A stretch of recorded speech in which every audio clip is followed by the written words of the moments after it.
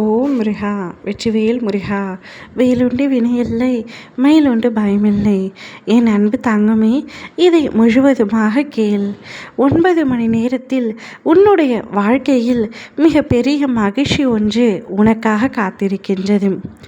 அடுத்தவர்களால் ஒருபொழுதும் நன்மை இல்லை என்று உணர்த்தவே சிலரின் சுயரூபத்தை உனக்கு வெளிப்படுத்த வேண்டியுள்ளதா?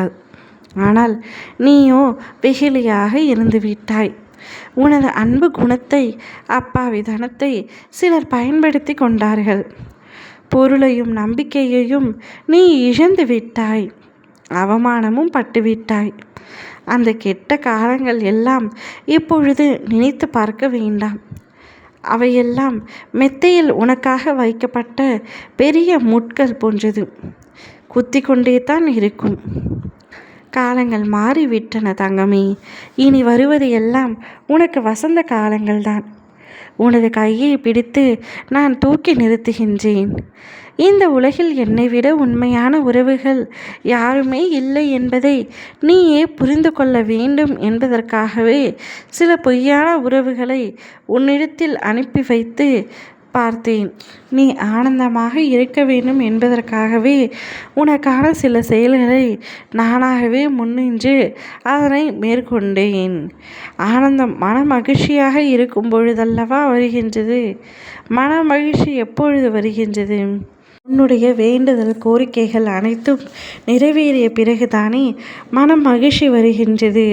அதனால்தான் உன்னுடைய வேண்டுதல்களையும் கோரிக்கைகளையும் நிறைவேற்றி உன்னை ஆனந்தமாக வைத்து கொள்ளவே அப்பா இப்பொழுது முயன்று கொண்டிருக்கின்றேன். கவலைகளை என் மடியில் விட்டுவிடு. அனைத்தும் நல்லதாகவே நடக்கும்.